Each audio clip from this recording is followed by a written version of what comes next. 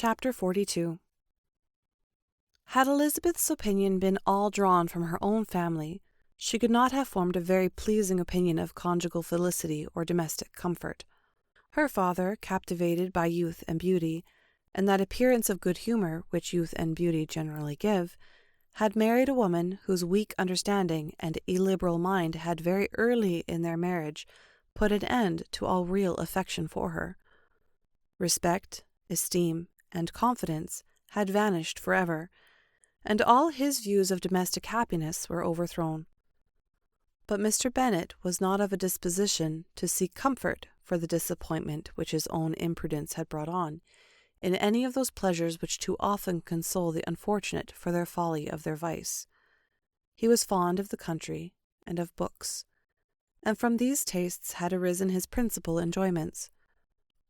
To his wife he was very little otherwise indebted than as her ignorance and folly had contributed to his amusement. This is not the sort of happiness which a man would in general wish to owe to his wife, but where other powers of entertainment are wanting, the true philosopher will derive benefit from such as are given. Elizabeth, however, had never been blind to the impropriety of her father's behaviour as a husband. She had always seen it with pain, but respecting his abilities, and grateful for his affectionate treatment of herself, she endeavoured to forget what she could not overlook, and to banish from her thoughts that continual breach of conjugal obligation and decorum which, in exposing his wife to the contempt of her own children, was so highly reprehensible. She had never felt so strongly as now the disadvantages which must attend the children of so unsuitable a marriage, nor ever been so fully aware of the evils arising from so ill-judged a direction of talents which, rightly used, might have at least preserved the respectability of his daughters, even if incapable of enlarging the mind of his wife. When Elizabeth had rejoiced over Wickham's departure, she found little other cause for satisfaction in the loss of the regiment. Their parties abroad were less varied than before, and at home she had a mother and sister whose constant repinings at the dullness of everything around them threw a real gloom over their domestic circle, and, though Kitty might in time regain her natural degree of sense, since the disturbers of her brain were removed, her other sister, from whose disposition greater evil might be apprehended, was likely to be hardened in all her folly and assurance by a situation of such double danger as a watering-place and a camp. Upon the whole, therefore, she found, what has sometimes been found before, that an event to which she had been looking with impatience desire did not, in taking place, bring all the satisfaction she had promised herself. It was consequently necessary to name some other period for the commencement of actual felicity, to have some other point on which her wishes and hopes might be fixed, and by again enjoying the pleasure of anticipation, console herself for the present, and prepare for another disappointment. Her tour to the lakes was now the object of her happiest thoughts. It was her best consolation for all the uncomfortable hours which the discontentedness of her mother and Kitty made inevitable. And could she have included Jane in the scheme, every part of it would have been perfect. But it is fortunate, thought she, that I have something to wish for. Were the whole arrangement complete, my disappointment would be certain. But here, by carrying with me one ceaseless source of regret in my sister's absence, I may reasonably hope to have all my expectations of pleasure realized. A scheme of which every part promises delight can never be successful, and general disappointment is only warded off by the defence of some little peculiar vexation. When Lydia went away, she promised to write very often and very minutely to her mother and Kitty, but her letters were always long expected and always very short. Those to her mother contained little else than that they were just returned from the library, where such and such officers had attended them, and where she had seen such beautiful ornaments as made her quite wild, that she had a new gown or a new parasol, which she would have described more fully, but was obliged to leave off in a violent hurry, as Mrs. Forster called her, and they were going off to the camp. And from her correspondence with her sister there was still less to be learnt, for her letters to Kitty, though rather longer, were much too full of lines under the words to be made public. After the first fortnight or 3 weeks of her absence, health, good humour, and cheerfulness began to reappear at Longbourn. Everything wore a happier aspect. The families who had been in town for the winter came back again, and summer finery and summer engagements arose. Mrs. Bennet was restored to her usual querulous serenity, and by the middle of June, Kitty was so much recovered as to be able to enter Meryton without tears, an event of such happy promise as to make Elizabeth hope that by the following Christmas she might be so tolerably reasonable as not to mention an officer above once a day, unless, by some cruel and malicious arrangement at the War Office, another regiment should be quartered in Meryton. The time fixed for the beginning of their northern tour was now fast approaching, and a fortnight only was wanting of it, when a letter arrived from Mrs. Gardiner, which at once delayed its commencement and curtailed its extent. Mr. Gardiner would be prevented by business from setting out till a fortnight later in July, and must be in London again within a month, and as that left too short a period for them to go so far, and see so much as they had proposed, or at least to see it with the leisure and comfort they had built on, they were obliged to give up the lakes, and substitute a more contracted tour, and according to the present plan were to go no farther northwards than Derbyshire.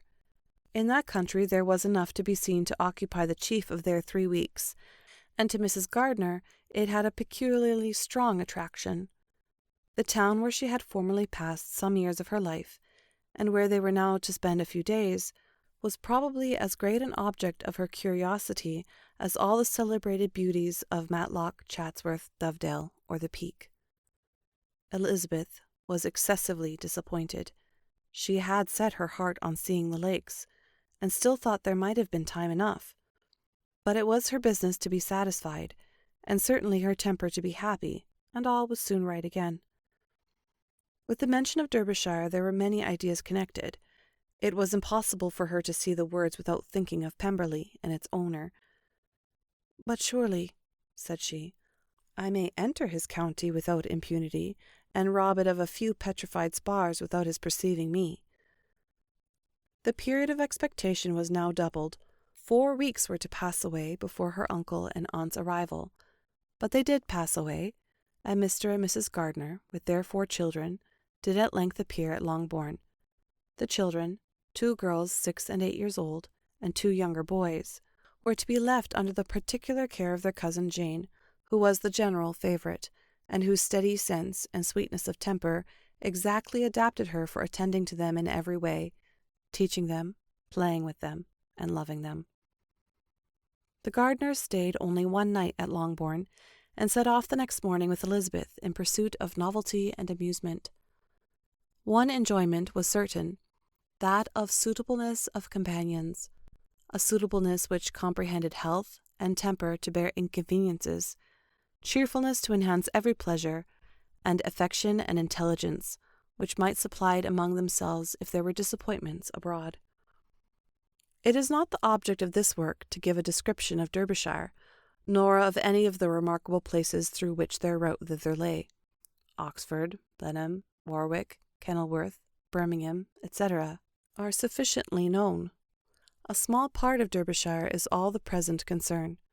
To the little town of Lambton, the scene of Mrs. Gardiner's former residence, and where she had lately learned some acquaintance still remained, they bent their steps. After having seen all the principal wonders of the country, and within 5 miles of Lambton, Elizabeth found from her aunt that Pemberley was situated. It was not in their direct road, no more than a mile or 2 out of it. In talking over their route the evening before, Mrs. Gardiner expressed an inclination to see the place again. Mr. Gardiner declared his willingness, and Elizabeth was applied to for her approbation. "My love, should not you like to see a place of which you have heard so much?" said her aunt. "A place, too, with which so many of your acquaintances are connected. Wickham passed his youth there, you know." Elizabeth was distressed. She felt that she had no business at Pemberley, and was obliged to assume a disinclination for seeing it. She must own that she was tired of seeing great houses, after going over so many, She really had no pleasure in fine carpets or satin curtains. Mrs. Gardiner abused her stupidity. "If it were merely a fine house richly furnished," said she, "I should not care about it myself. But the grounds are delightful. They have some of the finest woods in the country." Elizabeth said no more, but her mind could not acquiesce. The possibility of meeting Mr. Darcy, while viewing the place, instantly occurred. It would be dreadful. She blushed at the very idea, and thought it would be better to speak openly to her aunt than to run such a risk. But against this there were objections, and she finally resolved that it could be the last resource if her private inquiries to the absence of the family were unfavourably answered.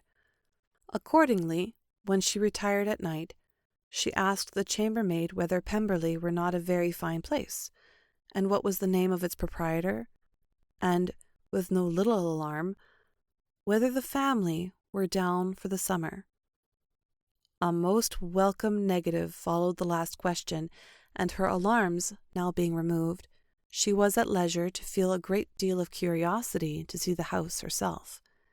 And when the subject was revived the next morning, and she was again applied to, could readily answer, and with a proper air of indifference, that she had not really any dislike to the scheme. To Pemberley, therefore, they were to go.